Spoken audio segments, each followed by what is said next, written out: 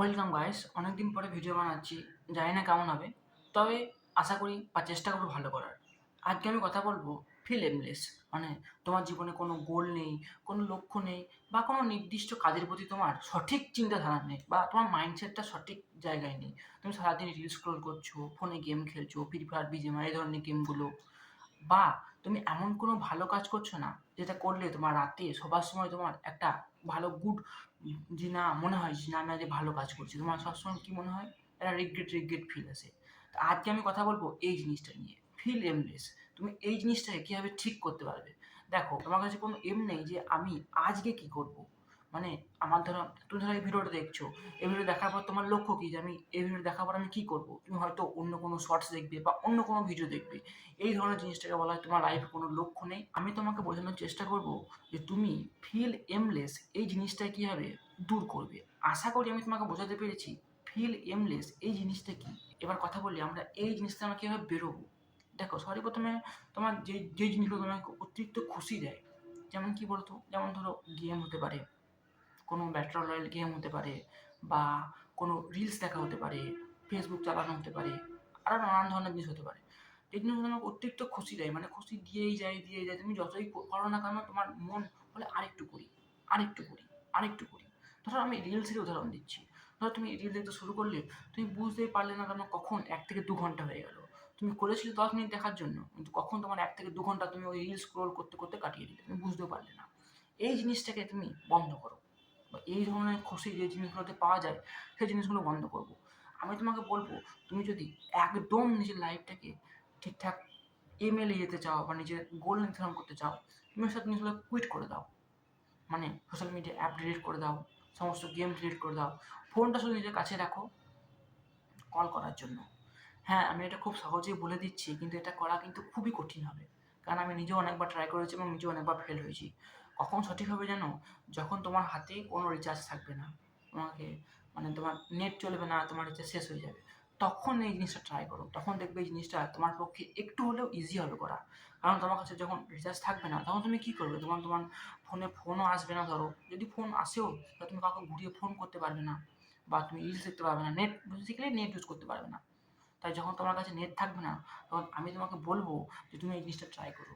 তখন দেখবে তুমি নিজের লক্ষ্য নির্ধারণ পেয়ে গেছো এবং তুমি পেয়ে যাবে যে তোমাকে কোন পথে যেতে হবে।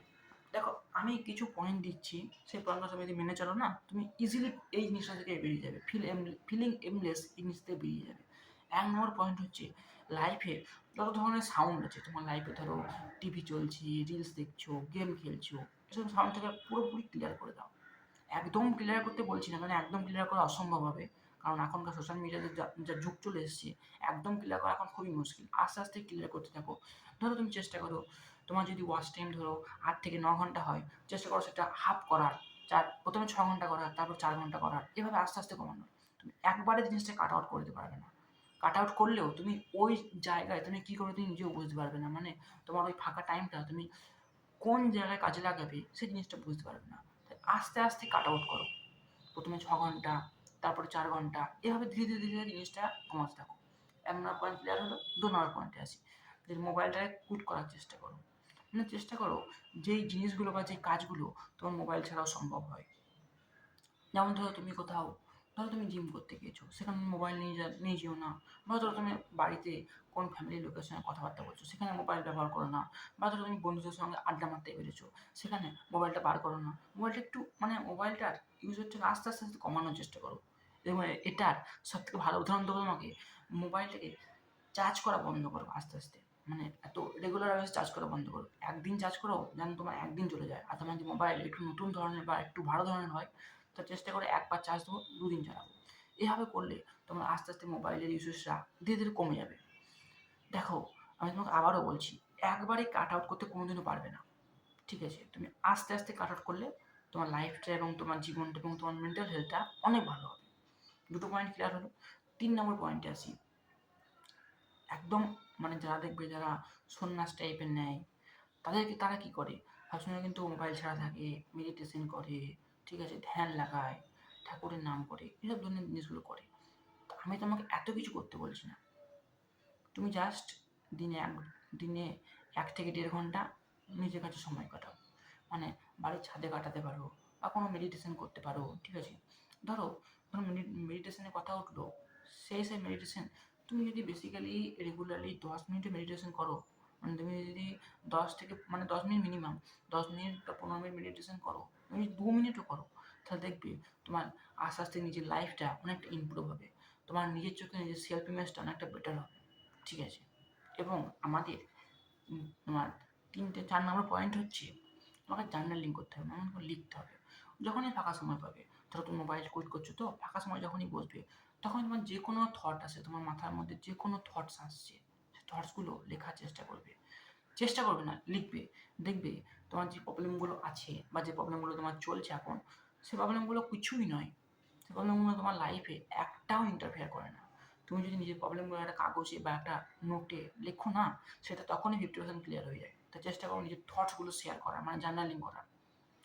আর তার পরের পয়েন্ট আসছে তোমার ইন্টারেস্টটা কী। মানে ধরো আমার ভিডিও এডিট করতে ভালো লাগে, ভিডিও বানাতে অতটা ভালো না লাগলেও ভিডিও এডিট করতে ভালো লাগে, ঠিক আছে? আরও সোশ্যাল মিডিয়া চালাতে ভালো লাগে। তো তোমার ইন্টারেস্টটা ফলো করতে হবে, যে তোমার কোন বিষয়ে ইন্টারেস্ট আছে। তোমার ইন্টারেস্টটা পেয়ে গেলে, এবং ইন্টারেস্টটা পাওয়া খুবই মুশকিল না, তুমি যদি 2-4 দিন মেডিটেশন করো আর 2-4 দিন যদি গ্রেটফুল জার্নালিং করো, তুমি তোমার ইজিলি ইন্টারেস্টটা পেয়ে যাবে। যে তোমার ইন্টারেস্টটা পেয়ে যাও, তার চেষ্টা করবে সেই ইন্টারেস্টের উপর আমি কীভাবে পয়সা ইনকাম করবো, মানে একটা ইনকাম সোর্স জেনারেট করা।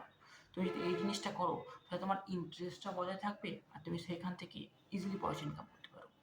ধরো তুমি কি আর একটা জিনিস সিম্পল করে দিচ্ছি, ধরো তুমি সোশ্যাল মিডিয়া চালাতে খুব ভালো, তুমি খুব ভালো রিলস দেখতে পারো বা খুব ভালো গেম খেলতে পারো, সেই হিসাবে তুমি ইউটিউবে যাও, দেখো দেখো যে আগেকার ভিডিও, মানে কোন ভিডিও বেশি ট্রেন্ডিং টপিকে, সেই হিসাবে একটা ভিডিও দিয়ে দাও।